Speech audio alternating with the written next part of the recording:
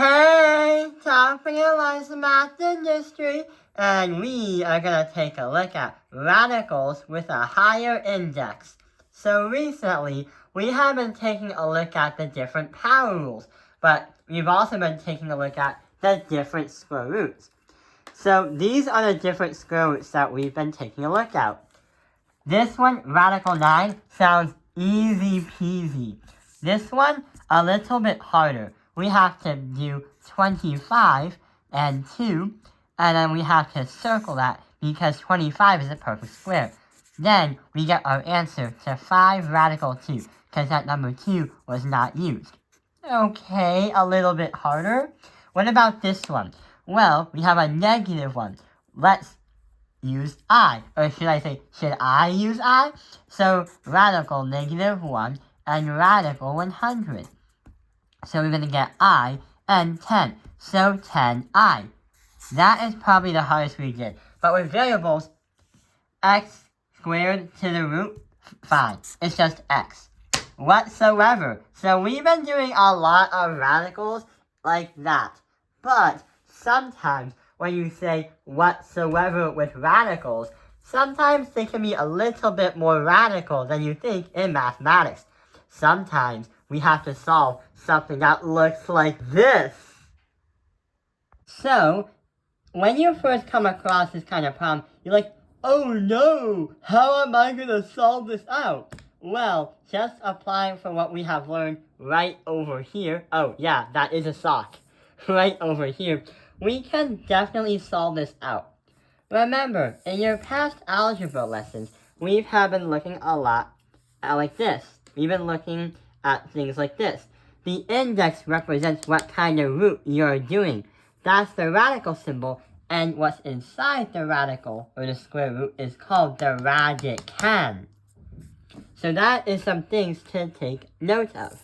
Going back to the problem, solving this can actually be a lot less work and a little bit easier than you think.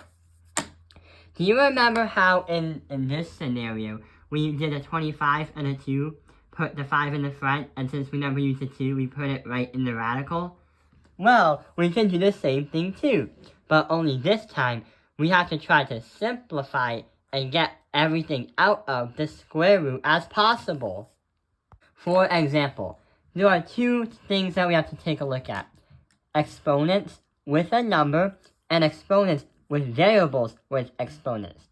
Or should I say, the base with the exponents. Let's take a look of what we can do. 6. How many times does 6 go into 96? Well, should I say, what are the common factors of 96? If we do 12, and then if we do 8, 12 times 8 is going to be 96. So then we are going to transform to find factors as lowest as possible. We have a 6, a 2, and over here a 4 and a 2. Then we're going to have a 3 and a 2, and right over here is going to be a 2 and a 2. Not to mention, 6 is something that we're not trying to really take a look at. It's that number 5, because that 5 is controlling everything inside the square root. Or should I say, it's not really the square root, it's the fifth root.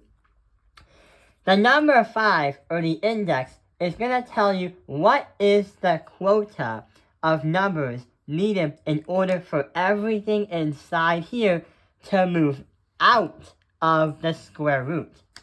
For example, 5 is going to be a withdraw number. What numbers can be withdrawn from the square root?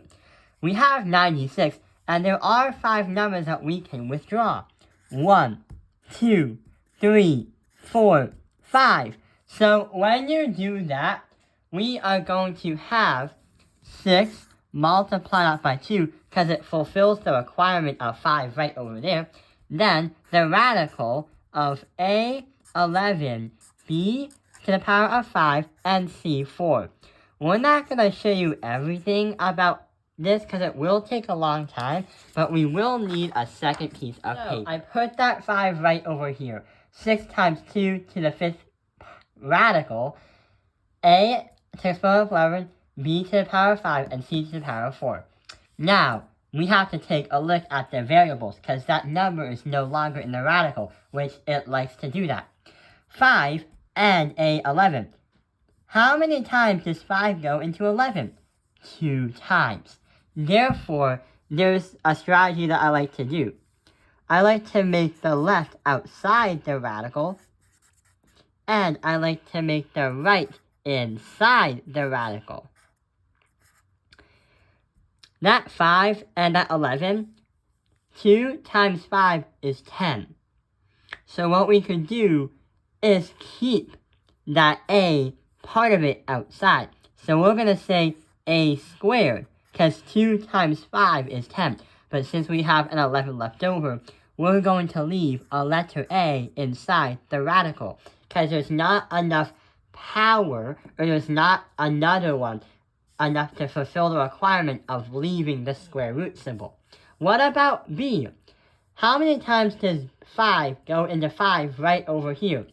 5 times 5 is 1, so therefore b can go to the other side right over here. There is no b on the radical because it fulfills the requirement and everything moves to the other side. What about c? 5 does not go into 4, and 4 is less than 5. So what we can do is put c to the power of 4 into the radical because it does not fulfill the requirement.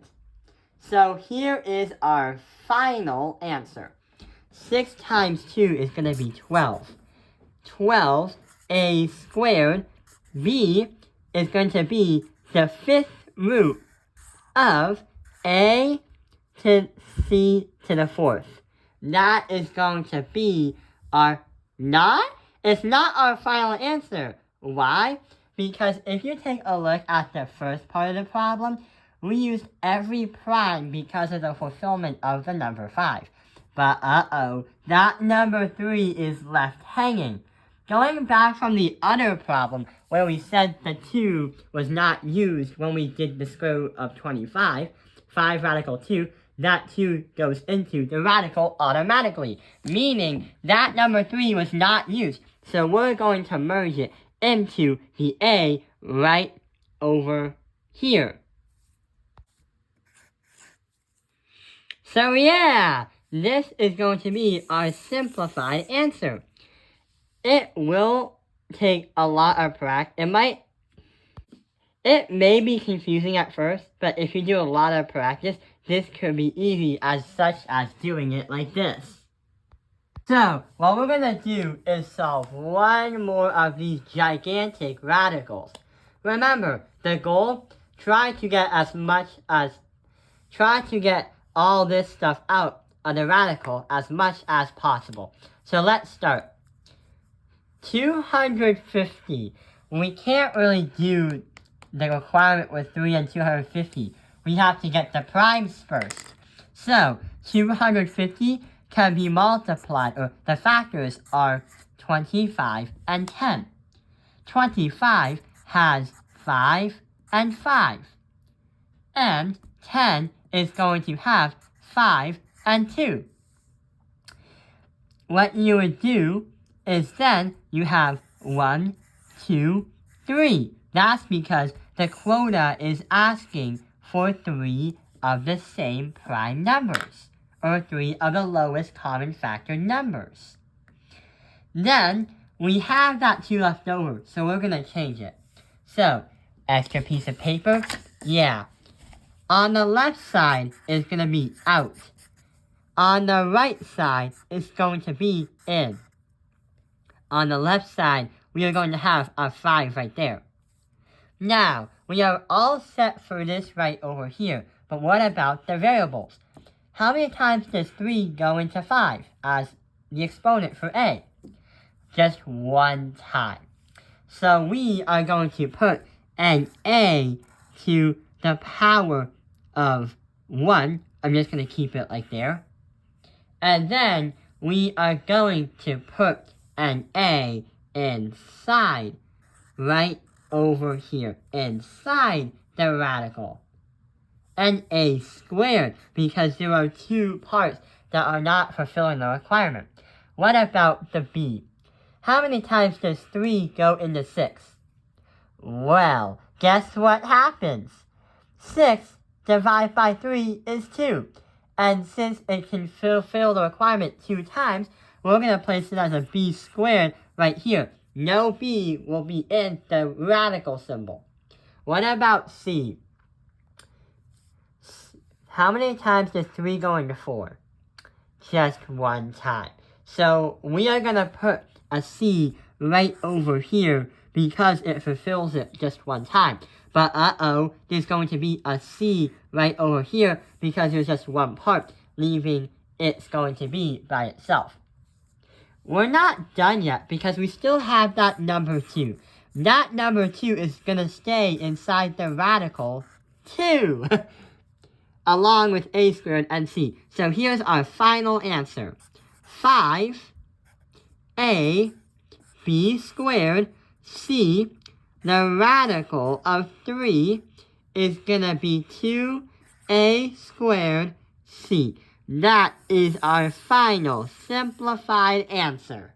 I hope this video has helped you understand radicals with a higher index. Thank you for watching Top Penny Line's Math Industry. Like and subscribe.